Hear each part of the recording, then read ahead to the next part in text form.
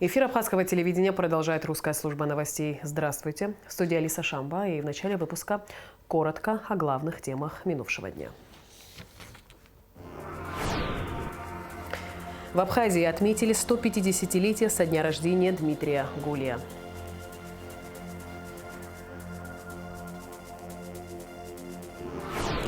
Возможно ли введение в нашей стране в платежный оборот национальной валюты?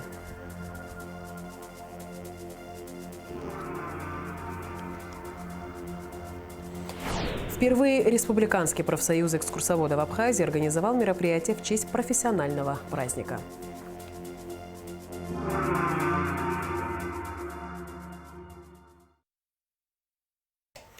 «21 февраля в Абхазии отмечают знаменательную дату – 150-летие со дня рождения народного поэта, просветителя, основоположника абхазской литературы Дмитрия Гулия.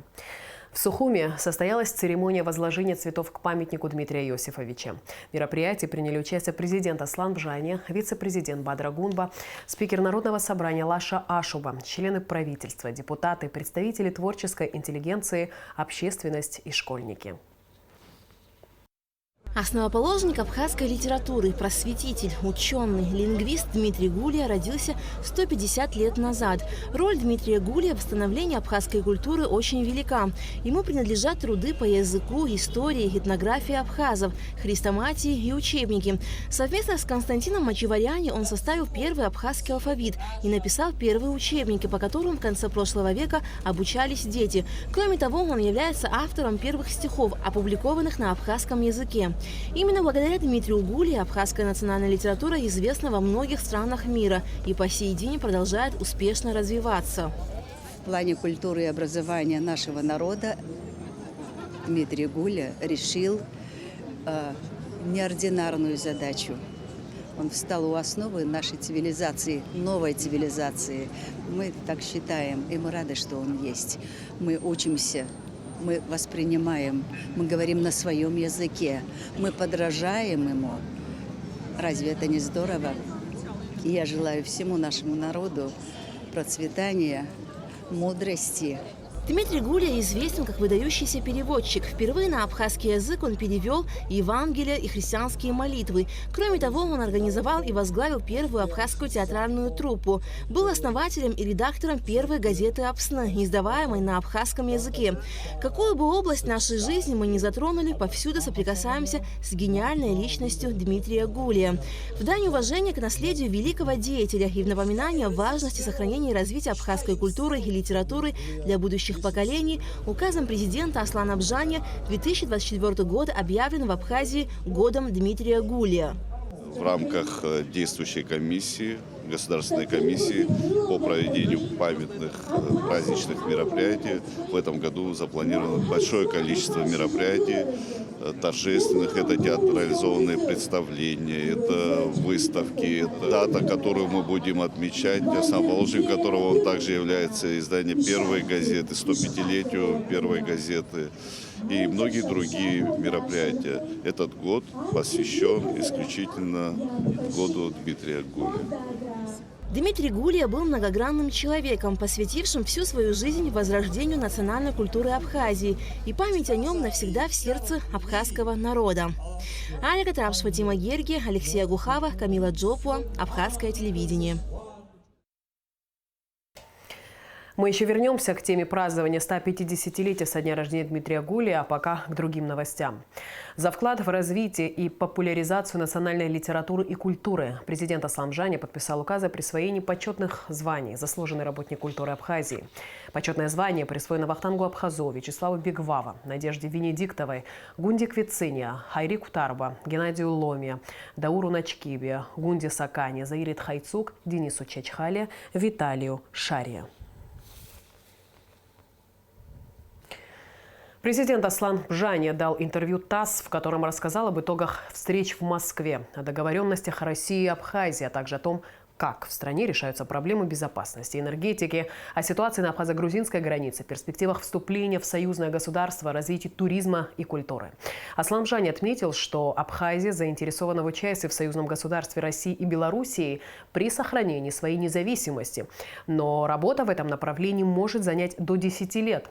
Говоря о проблемах в энергетике, президент подчеркнул, что руководство Абхазии отчетливо понимает, насколько важна энергетическая отрасль, и поэтому будет вести переговоры с целью привлечения в нее зарубежных инвестиций. Аслан Бжани также сказал, что Абхазия ведет переговоры с руководством России по газификации республики. Президент коснулся и ситуации с поставками топлива. Абхазия заинтересована в стабильных ценах на энергоресурсы, ведет переговоры с Россией. Поставки топлива будут продолжаться и дефицита не будет, отметил глава государства. Ознакомьтесь с интервью Аслана Бжани и информагентства ТАСС можно на сайте Апснопресс. Возможно ли введение в нашей стране в платежный оборот национальной валюты? Этот вопрос в последнее время в поле зрения экономистов и не только. Плюсы и минусы подобного решения и есть ли такая необходимость, выясняла Рада Чичава. В каждой стране мира есть своя национальная валюта. Однако, ввиду экономических факторов, исторических перипетий и многих иных обстоятельств, нередко государства используют международные валюты, такие как доллар, евро или же рубль, часто принятые в оборот в соседних странах или государствах-партнерах.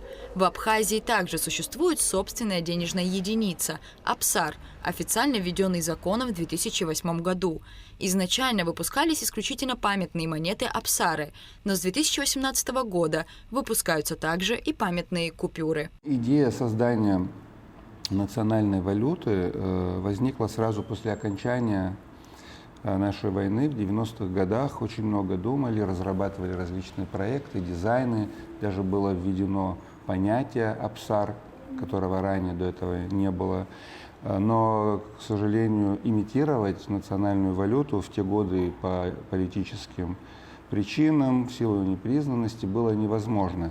И лишь в 2008 году, с того момента, как Российская Федерация признала Абхазию как независимое государство, реализация этого проекта стала возможным. И в 2008 году, сразу после признания Российской Федерации независимости Абхазии, был принят закон о инвестиционных и памятных монетах.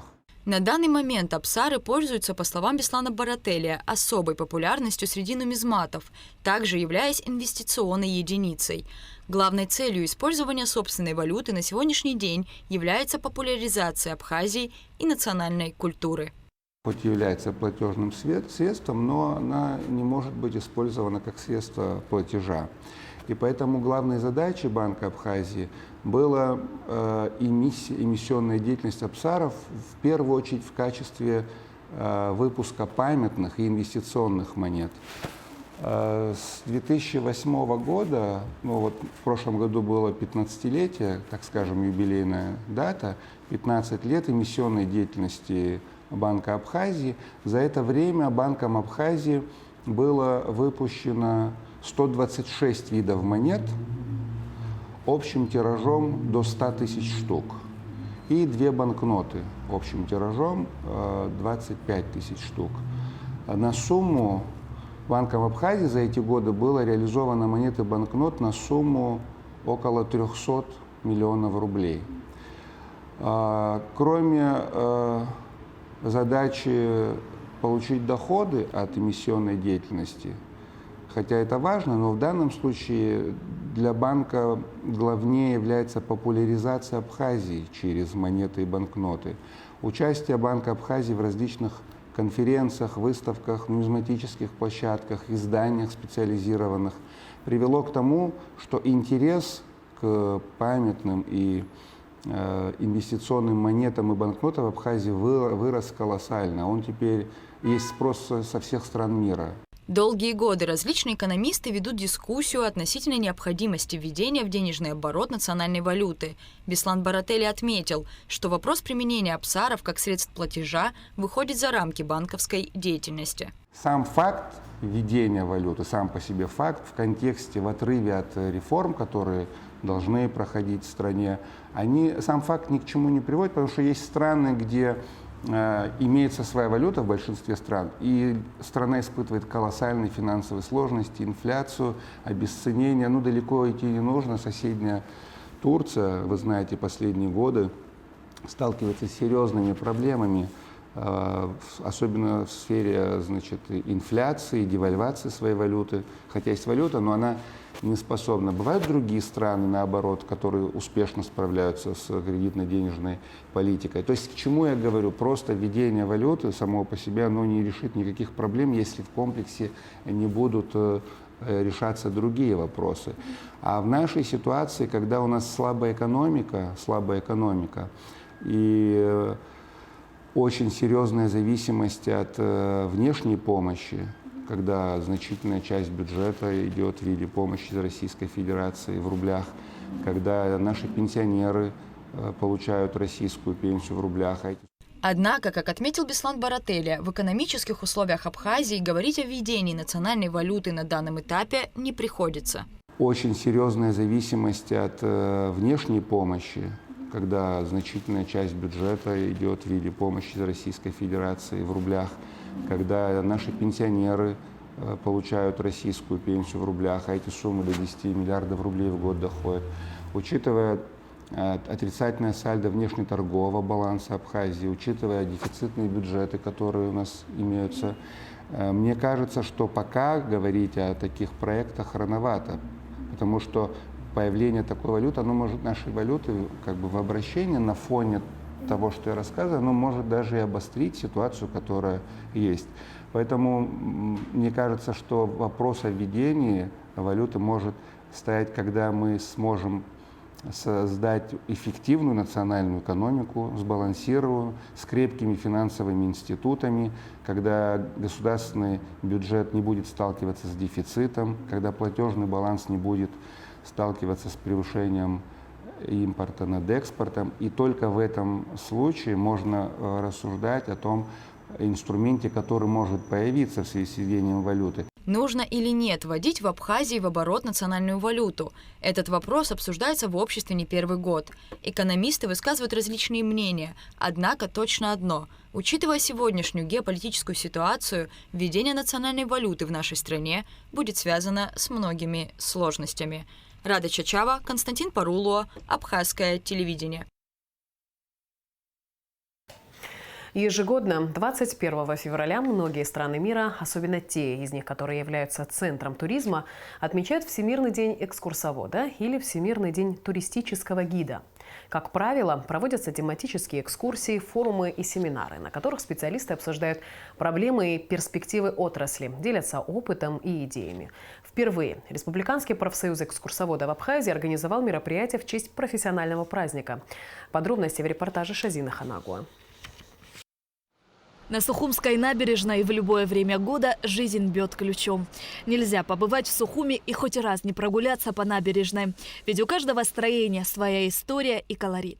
Именно отсюда было начато празднование Всемирного дня экскурсовода. Здесь, у Сухумской крепости, Республиканским профсоюзом экскурсоводов была организована бесплатная пешая экскурсия по достопримечательностям столицы. Тут напротив нас стиль «Лазурный берег». Бывшая гостиница «Сан-Ремо» 1914 года. Видите, вон там наверху, над дверью, надпись «14 год», уважаемые друзья. От древней Сухумской крепости до площади Свободы прошлись около 100 человек. Экскурсия познакомила с историей города, природой и богатой архитектурой. На протяжении 2 часов в формате легкой прогулки по городу с остановками экскурсовод Денис Гопя знакомил участников с историческими достопримечательностями и множеством уникальных памятников. В этом месте в свое время стояли 2 здания очень богатого греческого купца Якиня Лаис. 3-й год сюда приезжаю на зимовку, мне очень нравится. Очень познавательная экскурсия, обаятельный ведущий. Прям такие факты очень познавательные, интересные. Большое спасибо, что есть возможность посетить такие экскурсии. Большое спасибо профсоюзу. мы очень рады. В экскурсии приняли участие экскурсоводы, студенты АГУ, горожане, а также гости столицы. 3 года назад Наталья Жиркова вместе с детьми переехала в Абхазию из республики Коми. Не раз она принимала участие в экскурсиях с детьми, однако такого глубокого погружения ранее не было. Мы приехали вообще на шахматный турнир. Да, и когда здесь увидели, какая здесь обстановка, как здесь прекрасно, как здесь можно заниматься шахматами, и не только шахматами, изучать абхазский язык. Опять же, дочь очень любит, она поет на абхазском языке. Мы часто посещаем театр. Нам очень нравится спектакль про Келешбея. И, конечно же, очень много хотелось еще узнать подробностей этой истории, потому что это настолько глубокая история, которая переплетается с разными странами. И только с историческими фактами можно все-таки прийти к истине. Республиканский профсоюз экскурсоводов в Абхазии функционирует с 2017 года. Каждый год они отмечали свой профессиональный праздник в узком кругу. Однако совсем недавно появилась идея провести его масштабно.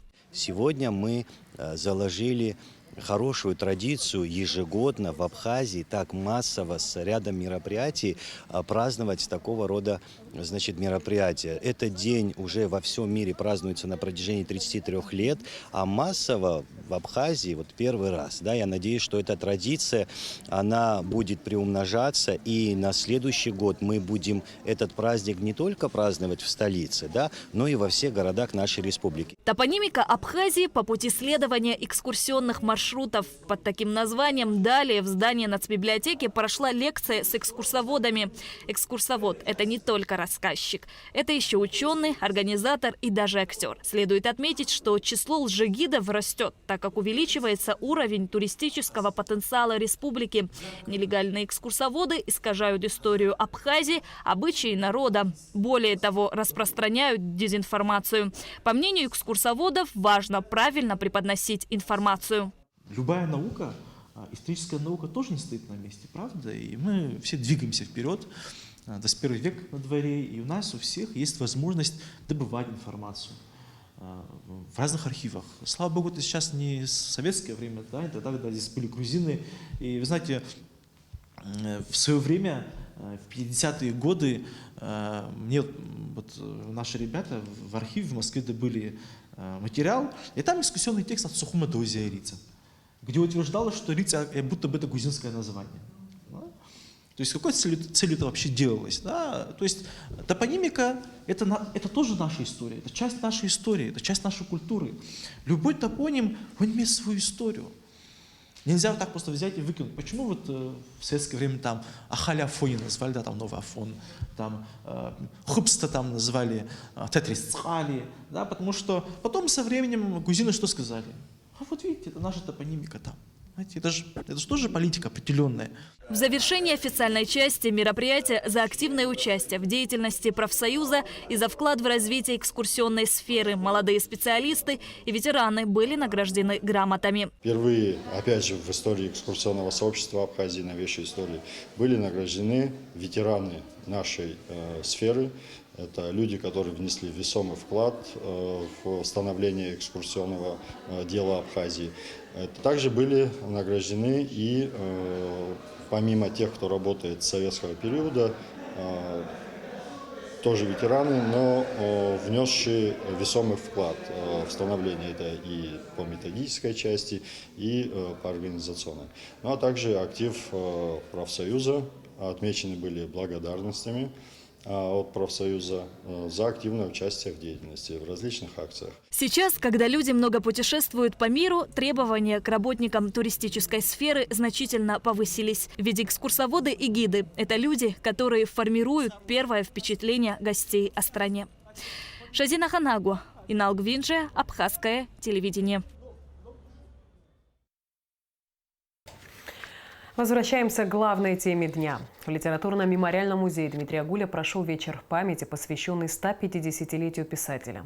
У входа в музей был выставлен автомобиль «Победа», который сын писателя Георгий подарил своему отцу в 1949 году. Для посетителей были организованы экскурсии, на которых показывали ценные экспонаты и рассказывали о самых важных этапах жизни основоположника абхазской литературы. В мероприятии приняли участие вице-президент Бадра Гунба, временно исполняющий обязанности министра культуры Динара Смыр, потомки народного поэта, писатели, представители творческой и научной интеллигенции. Свои обращения к участникам вечера прислали внуки Дмитрия Гуля, Татьяна и Георгий Гулья. Учащиеся школ Галского района в день рождения патриарха абхазской литературы посетили литературно-мемориальный музей писателя. Как и положено, в день рождения они приехали не с пустыми руками, а с подарком. Все подробности в материале наших коллег из Галмедиа.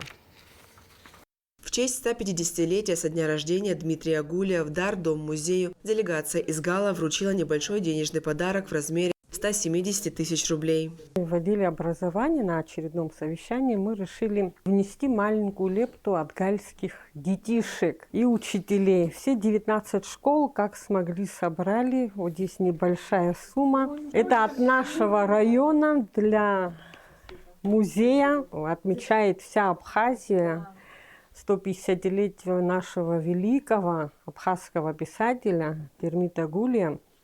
И вот дети сделали такой подарок. Каждый из них внес лепту. Спасибо вам огромное. Это очень трогательно. Особенно, когда понимаешь, что это от каждого человека. Это значит лепта каждого. И это на самом деле дорогого стоит. В этом году действительно у нас вот уже сделана смета, предполагается ремонт нашего здания. Ну, это тоже не капитальный, но мы надеемся, что ремонт получится. Обещаю вам, что это ваша лепта. Это и здесь, в том, что мы приобретем, будет ваша доля. И мы обязательно сделаем так, что то, что мы приобретем, и там будет написано, что это от гальцев, от учеников, от района, поэтому это останется в истории. Основоположник абхазской литературы, ее патриарх, народный поэт Абхазии, просветитель, ученый, лингвист Дмитрий Гуля родился 21 февраля 1874 года и ушел из жизни в 1960 году. За свою жизнь он внес неоценимый вклад в абхазскую литературу. Его произведения являются достоянием республики. Труды Дмитрия Иосифовича известны не только в Абхазии, но и во многих странах мира. Ахшыю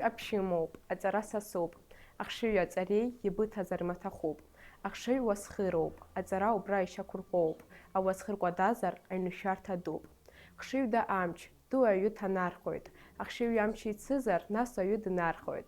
Цара да ахшыю, тирвегих циргва дуб. Хшыю да цара муцхуй шарта дуб. Харампи аз сысра и карандаш кнуц зайд цара. Сух одисо хараз, вазуста давара. Сара дуне дуа пасоб, я рубриала гисара сучхуюб. И ларгани васхаб сара сапсоб. В ходе экскурсии по музею писателя учащиеся узнали интересные факты о его жизни и творчестве. Ребята побывали в кабинете литератора, увидели его рабочую библиотеку, познакомились с коллекцией сувениров, которые привозили друзья и поклонники творчества Дмитрия Гуля. Гущам хыла укамхан, гварбжарак убжамхан, устахурзу цахымхан. Жахала ирчала, жаркушгала уцвяжала, а жавчысках кахкыла и созрафила обсыхала. В коллекции музея более 8000 экспонатов. Собрание книг, его дневники, письма, рукописи, фотографии, личные вещи. Часть экспозиции воссозданный интерьер дома с подлинными старинными предметами быта. В музее представлены прижизненные издания Гуля, рукописи нескольких произведений, его личные вещи, письменные принадлежности, портреты и бюсты патриарха, фотографии писателя, членов его семьи, многочисленных гостей. Здесь известные абхазские и русские писатели, пионеры, школьники, трудящиеся Абхазии в гостях у Дмитрия Иосифовича. В музее Гуля ребята познакомились ближе с культурным наследием страны, а также прочли отрывки из произведений писателя на абхазском и русском языках. Ум хозяин, знание гость, смысла нету, жить им врозь.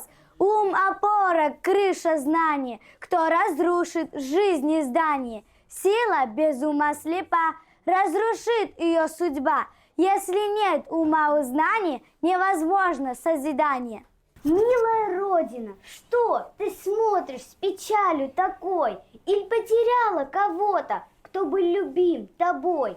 Или от тех, кто оставил гнезда свои? Ты грустишь? За морем след их растаял. Ты не туда ли глядишь? Или о том загрустила, что прозябаешь во тьме? Что тебе, свет мой, не мило? Можешь довериться мне.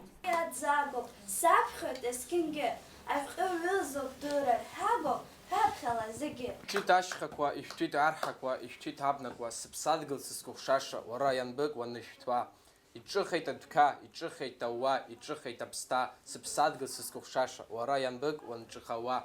Ажәларқәа ԥхаҟа ицоит, рбызшәала аҵара рҵоит, шәаҭамырӡгас иҟарҵоит, сыԥсадгьыл сызкәыхшаша, ианбык уара ас уаныҟалауа.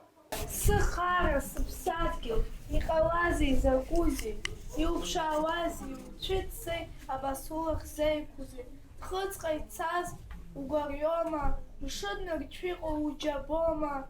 Сылашара, сыԥсадгьыл, абас улахзеиқәузеи, уахьҵарада уԥхоушьома, ма даҽакы гәнугома. Сылашара, сыԥсадгьыл, абас улахзеиқәузеи. По завершению экскурсии у школьников осталась масса незабываемых впечатлений от культпохода в замечательный дом-музей легендарного человека, писателя, поэта и гражданина. Илона Микава, Батху Библай, Борис Цацуа, Гал Медиа. В Сухумской первой средней школе прошел литературный вечер, посвященный народному поэту. Мероприятие посетил министр просвещения Налгабли. Ученики старших классов зачитывали всеми известные стихи поэта, которые были созданы в разные года его жизни. Также в исполнении учащихся прозвучали песни, написанные на стихи патриарха.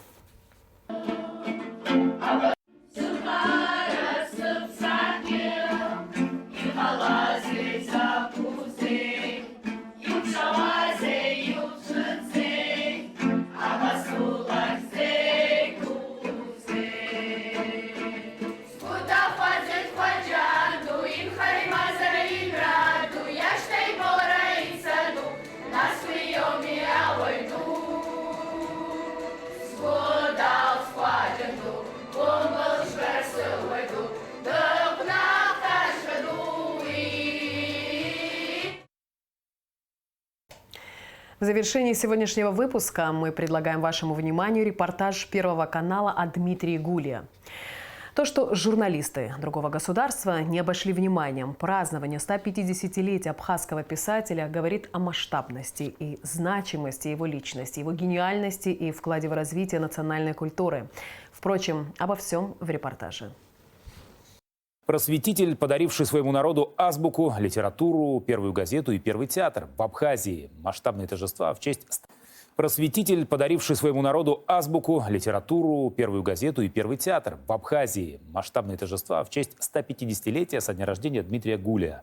Поэт и писатель, этнограф, историк, переводчик. Он не просто сохранил для своей республики ее культуру и традиции, но и познакомил земляков с великой русской литературой. Анатолий Лазарев о гении, которого в Абхазии по праву почитают как национального героя. Маленький народ может иметь большую литературу, часто повторял Дмитрий Гулия, и сделал все, чтобы так оно и было. Начал с азов в буквальном смысле. Именно он вместе со знакомым разработал абхазский алфавит на основе кириллицы, который используется до сих пор. А Гулия ведь тогда было только 18 лет. Но он всегда был уверен в своих силах, так и писал. Я все могу. Подняться в высоту, поспорить с быстрой птицей на лету, создать моря и передвинуть горы. Стою под солнцем, землю берегу. Я человек. Я все могу. Именно Дмитрия Гулия называют основоположником письменной литературы Абхазии. Первую книгу на абхазском языке, пословицы и поговорки абхазов, он издал в 1912 году на свои деньги.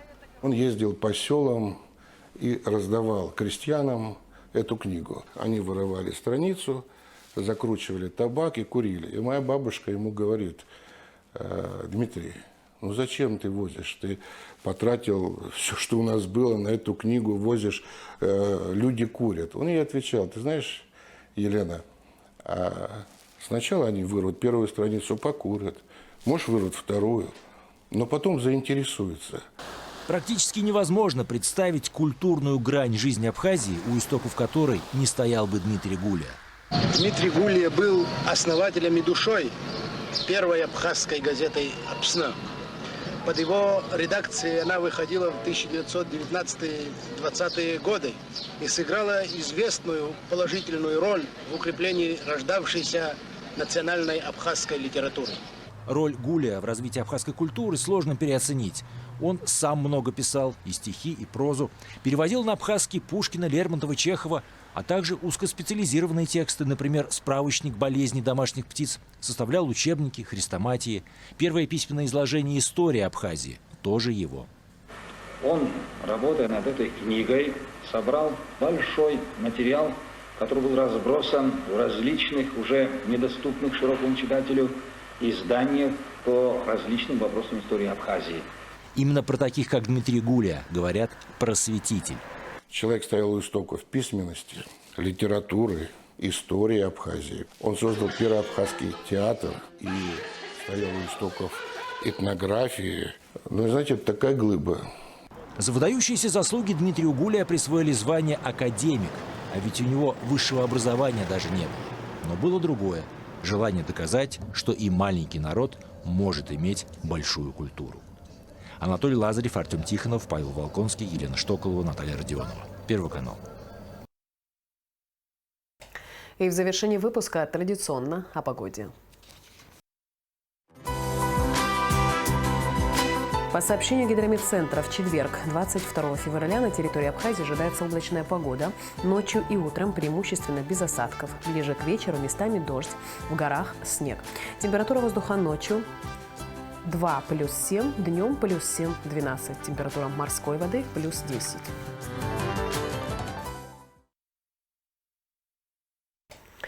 На этом наш выпуск завершен. Всего доброго и до встречи в эфире.